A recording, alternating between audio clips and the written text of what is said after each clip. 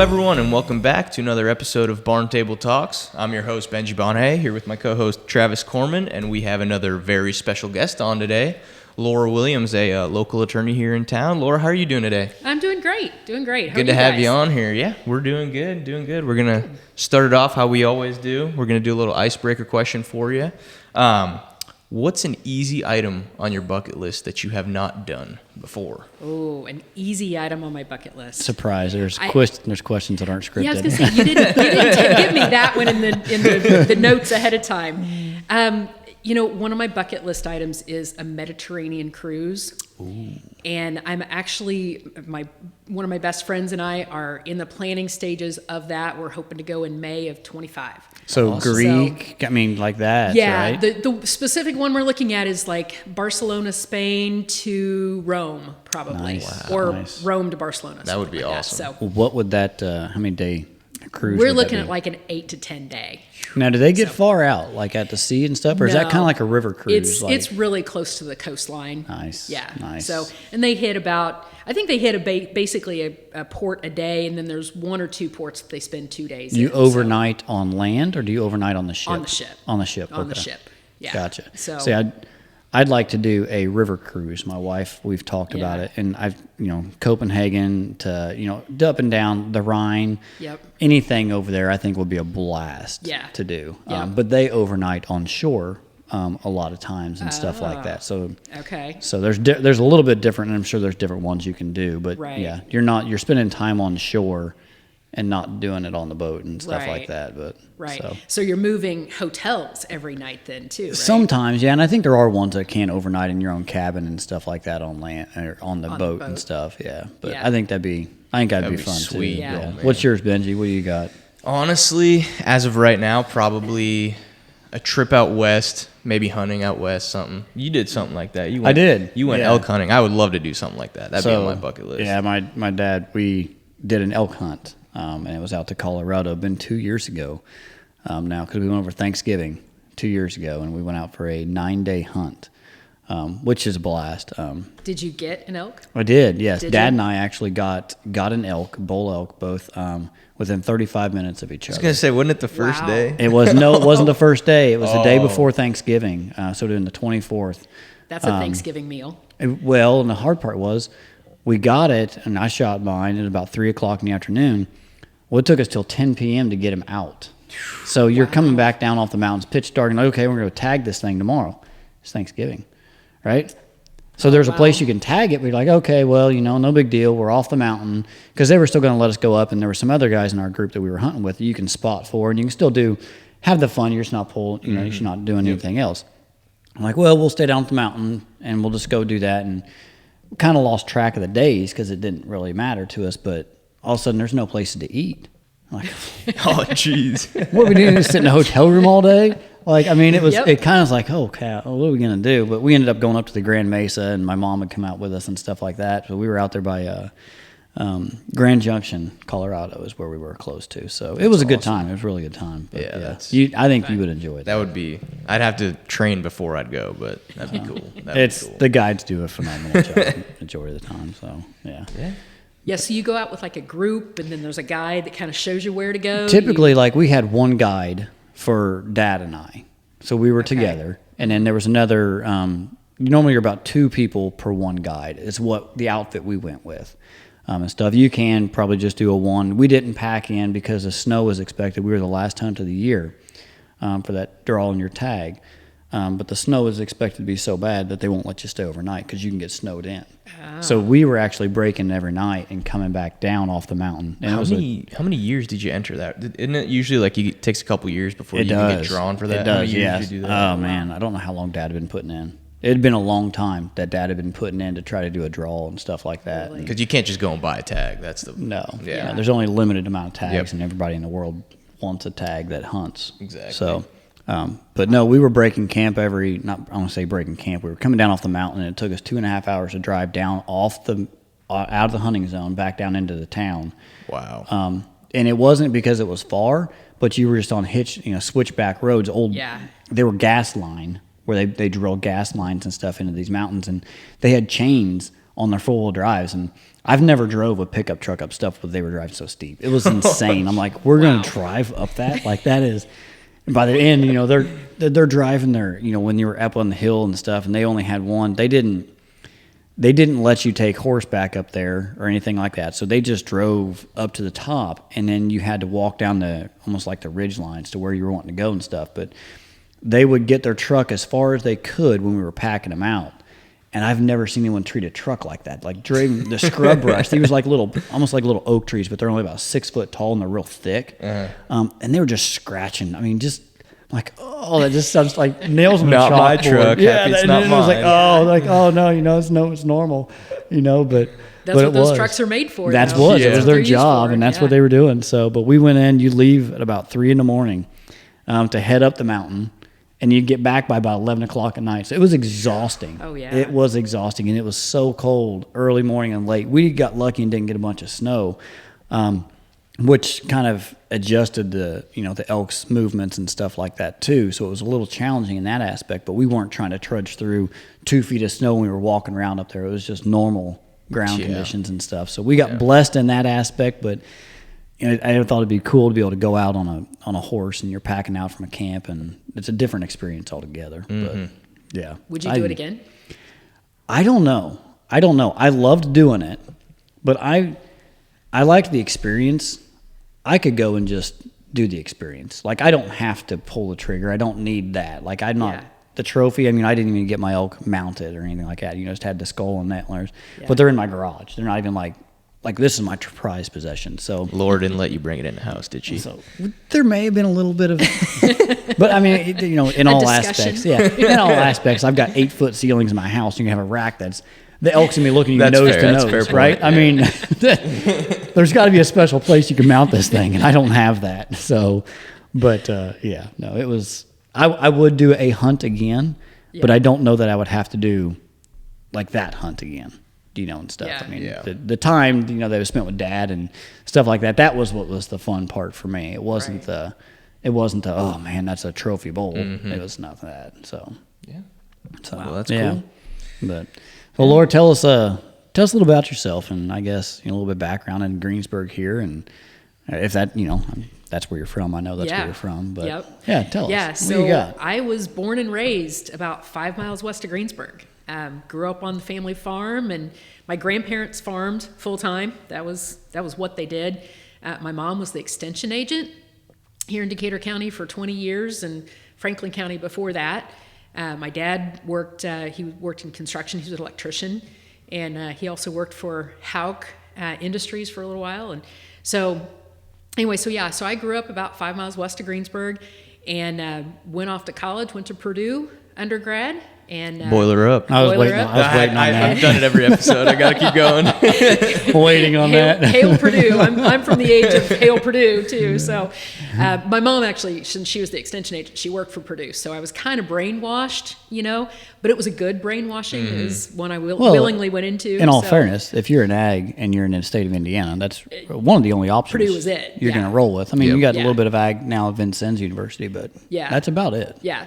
And I would not change Purdue for my Purdue undergrad experience for anything. It's a big school, but it's got lots and lots of opportunities. I did not go into the ag, education, or I didn't go into engineering education. What'd you go for? My undergraduate is in political science and public relations. Oh, cool. And I was going to play politics for a lifetime. No kidding. And so I ended up going through 4 years of undergrad and realized I probably needed a graduate degree. At that time, those undergrad degrees probably weren't going to get me very far. And so I looked at getting a master's in public administration, again, thinking politics, government, that kind of thing, and found a couple of schools that did a degree in law and public administration at the same time. And one of those was in University of Southern California, so Los Angeles, and the other was Syracuse University in upstate New York. Yep. And I always say, I chose Syracuse, despite the fact that the other was in Southern California. The comparison of the two schools was night and day. But the weekend that we went out to visit the University of Southern California, it never rains in Southern California, right? We were there for 3 days, and it rained for 2.5 days. Wow. We had 6 earthquakes. We visited the campus at USC, and the campus was beautiful. And especially coming from Greensburg here, we didn't really know much different. We weren't stupid, but we walked across the street off campus to go to a convenience store to get a drink, get a soft drink, and it was scary. It was scary. Why are there bars in the windows, right? Yeah. We don't have that here. Yeah, that We is don't. not a thing. We don't. So we walked back, got back over to USC and joined up with our campus tour guide, and they said, don't ever walk off campus. This is one of the safest campuses in the country, but off campus, 1 foot off campus, you don't know what you're going to get. Oh, wow. And so it was just an experience that I just knew I couldn't live in. So I went to Syracuse for law school. And it didn't snow your one trip out there. Right? No, actually, we Did it? We visited. We visited say, over. The weather is just, Yeah, that was not great. the weather was not a factor in my other than the 3 days of rain in USC. But we were in Syracuse over spring break, so in March, and yeah, there was about 3 feet of snow on the ground, and but it was beautiful. The snow is beautiful out there. Mm-hmm. So went to Syracuse for law school and public administration. And yeah, my first winter out there, we had 160 inches of snow. Oh, wow. Wow. Wow. We get 16 inches on a winter time Yes. here, and we're like, oh my gosh. Right. We're hoping that's all at once so kids can so they get closed school. Right. Yeah. And that year, they never closed school once. Not once. They just handle it. That's it's just a amazing. different world. So, but really kind of thought that I would stay in New York after law school, and realized that no, that's not where my heart was. My heart was back with my family, which was here in Decatur County, at least in Indiana. So graduated from law school, came back to Indiana, got a job working in a law firm in Indianapolis.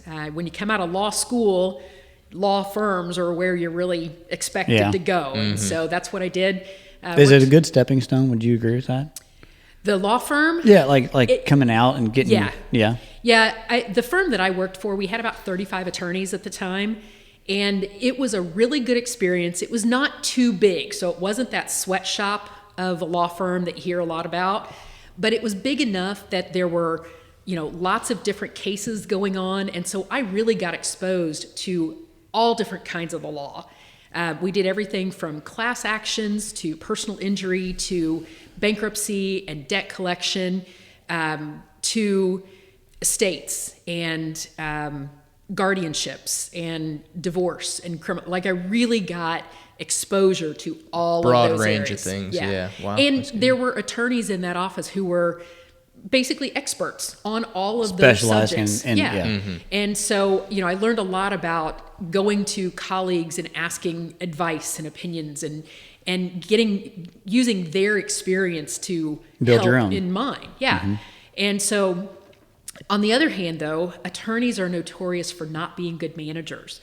And so, the management of the firm was a little challenging. But, that's just kind of the nature of the business too. Mm-hmm. But it was really good. I'm really glad I had that experience. Worked there for about 3 years. Then I went to the Republican State Committee. So, she's into politics. Had my degree, my law degree, but I said, really got that draw to politics. And so I was the executive director at the Republican State Committee for 3 years, and had a great time. Loved that experience as well. But also realized that when you do politics professionally, you have to be a professional politician. And that, again, wasn't where my heart was. Wasn't where your heart was. And so ended up a guy that I had gone to church with when I first got out of law school. He was needing an attorney to come and work with his company. And so he recruited me to come and practice for them. His company was my primary client. I was on my own practice, but his company was my primary client. That was your starting point. That was your stepping block. Yeah. Yep. And all of a sudden, I was out on my own and had my own law office. And that was not something I ever expected I wanted to do either. I remember my first week of law school, first year, and our civil procedure professor says, "How many of you want to have your own law firm someday?" And I was the one sitting on my hands saying, absolutely not. No, thank you. Not for me, not for me.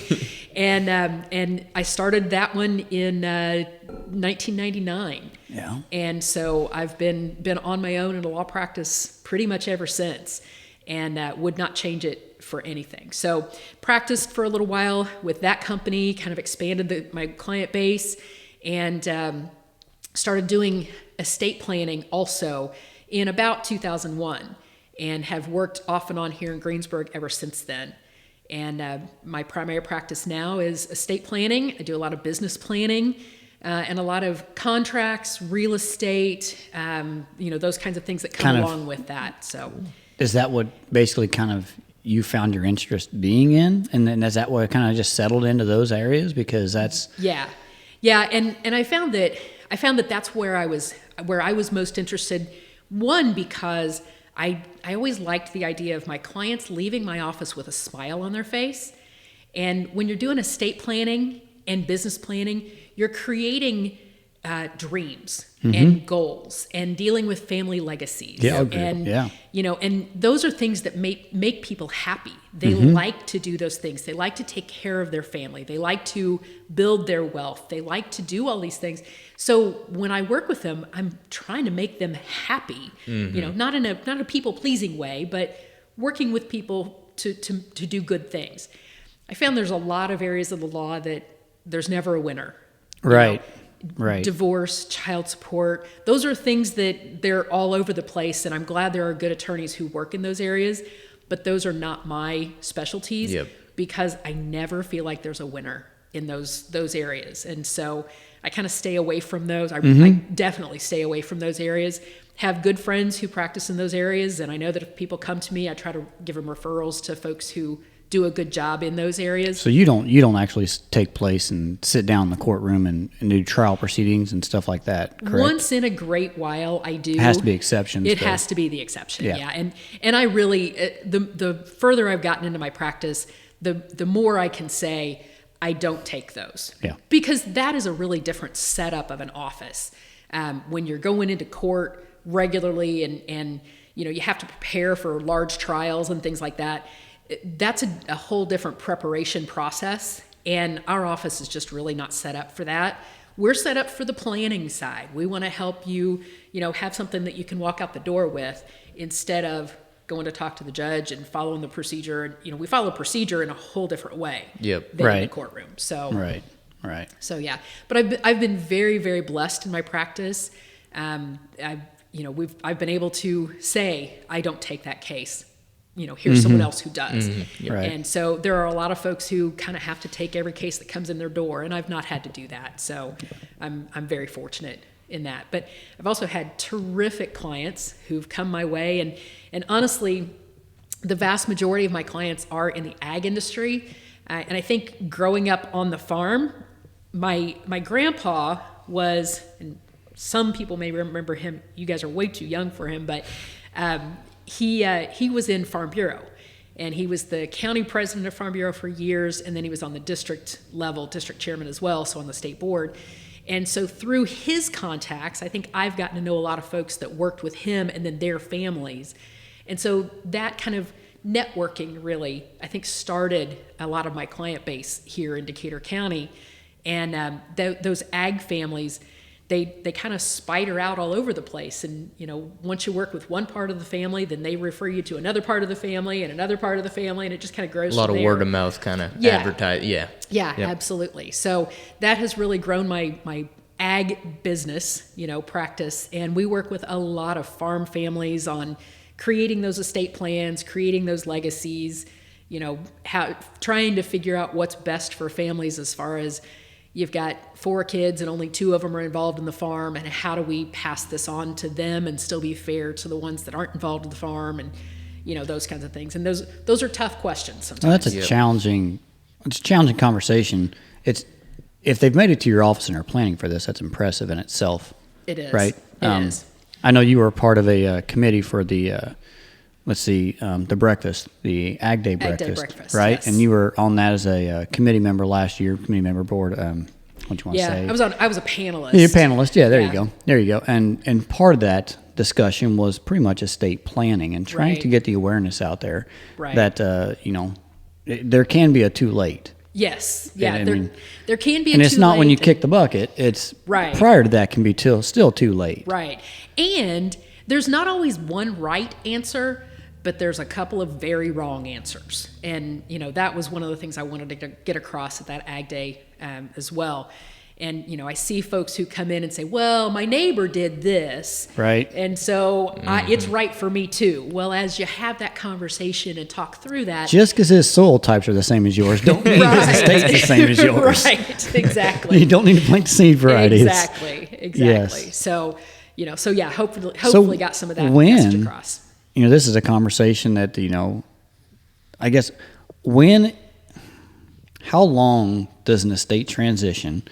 Is there a time frame? Like, when do people really need to start trying to think about this stuff? So really, you need to start early and then adjust. And I always say that if you own real estate, if you have children, you need to have an estate plan of some kind.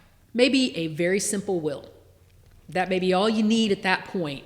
But then you need to adjust as life happens. Life does happen, and life changes things. And the way I would have planned for my estate when I was 21 is very, very different than I planned for it today. But it's not painful to adjust these things. Exactly. The baseline, getting them in place, is probably what needs to happen. Right. And, and it's very much like a financial plan. You start out with a financial plan, but then you grow along with it. And I always talk with folks when I work with them on estate plans, you start with what you have today, and we plan for what we have today. But then every time there's a major life event, let's take that plan out and see if it needs to change. So a major life event is a marriage, a divorce, a birth, a death, a graduation. All of those are great times to say, hey, some of the people in my life have changed, so should my estate plan change? And that could mean everything from I now have a grandchild that I need to add into my estate plan to my executor is not living anymore, so I need to adjust that. Any of those things, you just pull out that estate plan at that point, make those adjustments. We work with folks all the time that, have said, hey, we've had a change. We want to make a change. Our some of the decisions we made 5 years ago don't really apply anymore. Or we owned certain property 5 years ago and we don't own that anymore. We own something different.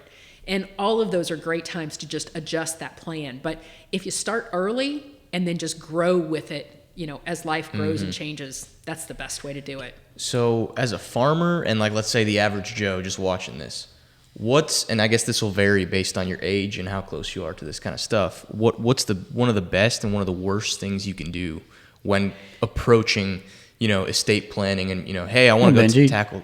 Do you have a plan? No. Do you have a will? Yeah. I'm not 22. to call you out individually or anything like that, but right? You're still single and you're not married and stuff like that, but do you know what would happen with whatever wealth or whatever, say you were, and I'm going to just take this a second here, but this is what's in my mind, Laura, but say you're still alive, right? But who's calling the shots as whether they pull that tube on you or not, right? All of that is part of this. Am I correct? And what happens if you're laying in the hospital bed and your mortgage payment's due? Right? Is it set up to be paid automatically? Or what happens if you get a hospital bill, you're still in the hospital in rehab or in nursing home in rehab or something, and you can't pay that mortgage bill? What happens, and who helps you with that? And I will say it's a very difficult decision to find that person, particularly if you're not married. If maybe your close family's not around, it's hard to find that person who you would call on to be that fiduciary. Is it safe to say leave emotion out of those decisions? Oh yeah, and that's extremely hard to do. Hard to do. That's probably the best thing that we have. If we don't have this person, they're going to be upset with it. But this person's more qualified. But emotions. Yeah, at that point, you have to just make a decision based on non-emotion. And I see a lot of families, mom and dad, say, "Well, this one's the oldest, and so we need to make this one the executive." But they've been moving around from town to town. They don't own their own home. They've got debts out their ears. that's not the person to choose as your executor. They can't handle their own affairs, let alone taking on yours as well. Yep. So taking emotion out of that and really, and I talk with folks about that. You want to choose the person who's organized, the one who's And most they don't have to be level-headed. related to you, though. They don't. Usually they are, because usually the relatives are the ones who have the vested interest. And they're in your life longer sometimes than what friends are. Right. Per se. Right. And they probably know your financial Yeah. situation better than just friends. But it is not always family. I can speak to you right now. I mean, I know that my executor is not a bloodline relative by any means. So, I mean, that's it doesn't have to be. Yeah, it does not have to be. And you really want an executor who's probably younger than you. When you're in your 30s, it's not uncommon to say, okay, I'll put my parents on as my executor. But when you get to be in your 50s and you think about, okay, my parents are almost 80 now, maybe they're not the best person to be my executor now. Hopefully at that point, maybe you've got a child who's getting of age and, Gotta watch out, because your child will kick you over too. They will. Yeah, they will. And also the thought of having a 25-year-old child as your executor, that might not be the best thing in the world either. Because again, they may not have their own life in order. Yeah. They may have it all together. But that's a very, very personal question, and it's going to be different for every person. But back to your original question, some of the best things and worst things. I said this at the Ag Breakfast. One of the worst things that people can do is add their kids on as owners of their property. And that puts the child in a really bad position. They think, oh, it's great, because now all of a sudden I own half the farm, But that puts that farm on the kid's balance sheet. And so if the kid has creditors coming after them, and by kid, I could mean the 40-year-old, it's not necessarily a child, but, they could have creditors coming after them. Those creditors can now get at your farm. They could have a divorce situation. Well, yes, that could affect it. That can really affect it. All of a sudden, that farm is on that kid's balance sheet. And although they may not have to give the farm to the ex-spouse, there may be cash a payout. value in there that the kid has to compensate the ex-spouse for that, and probably doesn't have that. And really has never pulled a benefit from the farm, right? In a sense, right? Exactly. And tax consequences. There are major, major negative tax consequences if you put your kid's name on your farm, and then down the road they want to sell it. You're gone, and the kid wants to sell the farm because that's what happens. They have no a lot attachment of times. to it. They have no attachment to it, and life changes, and the kid's ready to move on. Well, now all of a sudden they've got capital gains taxes that are going to be debilitating for them. So that's one of the worst things. And that's one of the things that I see a lot of people say, well, my neighbor did this. They just put their kid's name on their bank account. Well, and then that kid came and cleaned out the bank account too, Unfortunately, even though I don't go into court much at all, I still see some of the seedy side of life.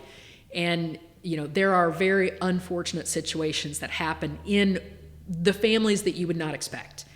And it doesn't happen always. I'm not trying to doom and gloom, right? Yeah, be a naysayer or anything, but it does happen, and relationships go south, and you don't like to see that.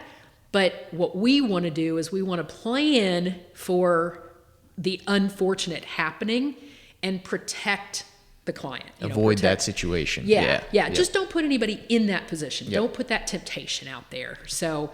And because I've had the unfortunate situation of seeing those seedy problems that come along, I can advise folks and say, hey, don't do it that way. Let's do some other things that are a little more appropriate, that will protect you and still give your kids the benefit that you're wanting to give them. Mm-hmm.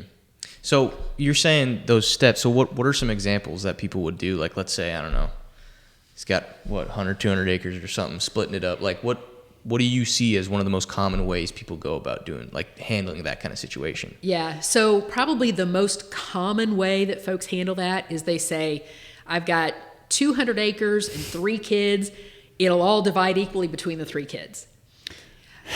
Unfortunately, unfortunately, that often leads to fights between the kids. And honestly, sometimes mom and dad say, I don't care. I'm going to be dead. They can fight it out. And that's worse yet. We try to talk people through that and say, if you can actually divide it up between them so that they don't have to be joint owners on that 200 acres. If you can say, okay, this kid gets this 60 acres and this kid gets this 60 acres and this kid gets this 70 acres, whatever, they're going to be better off. That doesn't always work either, because if you've got 200 acres, you probably don't have 3 separate plots that are about the same acreage. Either A value, road frontage. Like there's so many things that fall a lot of different factors. Buildings and bins and, but you've probably got equipment that goes along with it. You've probably got some cash or investments or something. And a lot of times we try and make up the difference in value between that. But also, often if you've got 3 kids, one of them is probably really involved in the operation. The other 2 are just saying, oh, that's going to be my inheritance. Right. And so this is, again, a situation where it's different for every family. But if one kid has made their living off that land, then that's a different calculation. It's not just equal is not always equal. No. Yep. And so if one person is depending on that land for their living, that may mean mom and dad want to give that child a little easier chance of making that living, or some of the sweat equity that child has put into the land over the years, they get that returned in an inheritance, but without leaving out the other kids too. Those other kids, either they get the dollar value out of the land or something because the one that gets it buys out the others.